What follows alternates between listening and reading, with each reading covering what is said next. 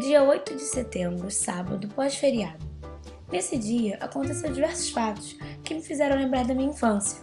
De manhã, meu padrasto recebeu uma ligação de um amigo dele de Curitiba, o qual há muito tempo não falava, e que, por coincidência, tínhamos conversado sobre isso no dia anterior, quando ele me disse que estava muito chateado com o sumiço desse seu amigo. Após a sua ligação, fomos em família almoçar com esse amigo e também com a sua família, que é composta por 3 lindos e pequenos filhos e sua mulher. Após um divertido almoço e divertidas memórias de infância, eu e minha mãe tivemos vontade de comer o sorvete da sorveteria Sorvete Brasil.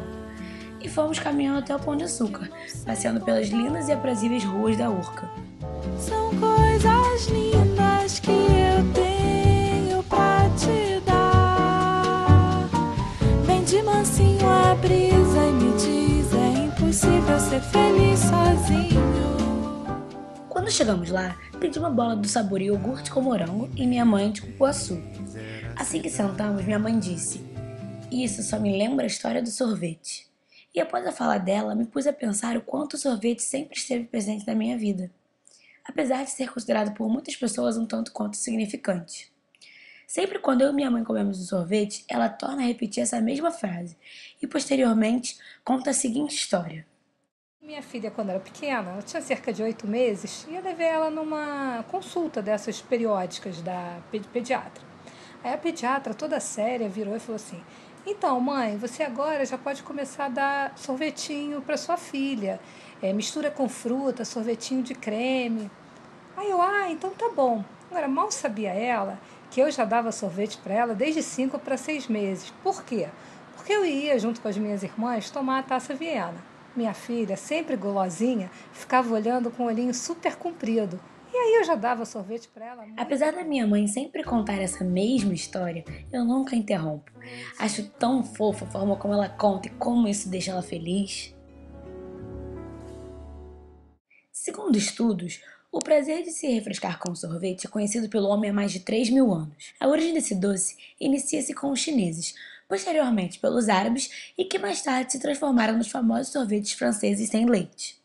No entanto, a grande revolução no mundo dos sorvetes aconteceu em 1292, a partir de uma viagem do italiano Marco Polo à China, que trouxe o segredo do preparo dos sorvetes usando técnicas especiais para a Itália. Em 1500, essa iguaria já era bastante popular na França e, progressivamente, se espalhou por toda a Europa e logo chegou aos Estados Unidos.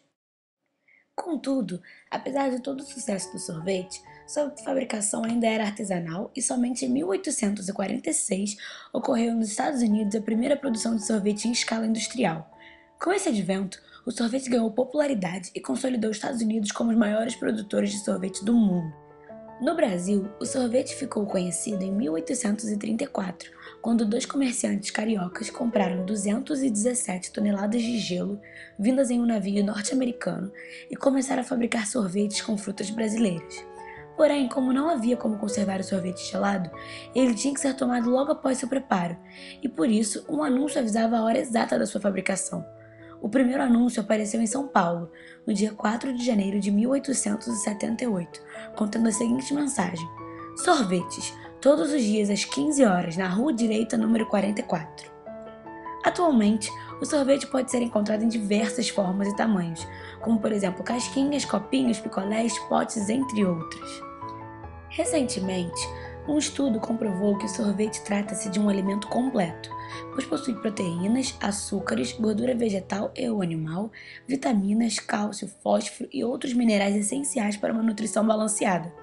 Os sorvetes são obtidos por congelamento sob contínua agitação de uma mistura básica pasteurizada, composta de ingredientes lácteos ou não, açúcares, corantes, aromatizantes, estabilizantes e emulsificantes. Entre 2002 e 2009, o consumo em milhões de litros de sorvete cresceu aproximadamente 39,5%, o que gerou o crescimento do consumo das embalagens, o que afeta diretamente o meio ambiente. Através de pesquisas foi possível observar que a sorveteria artesanal Dileto, marca brasileira, inovou o mercado brasileiro ao apresentar a embalagem em formato cup, feita de papel e com uma só camada de polietileno.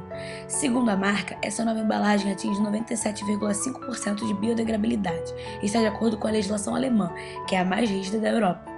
O diferencial dessa embalagem é que ela é produzida a partir de dois materiais, o papel e o polietileno, enquanto que as outras são produzidas a partir de multimateriais, o que dificulta sua reciclagem e biodegradação. Além das empresas, os indivíduos podem contribuir para a redução do impacto ambiental através da reutilização da própria embalagem do sorvete, visto que pode ser reutilizados para guardar outros alimentos e/ou objetos. Todo mundo sempre pode contribuir de alguma forma.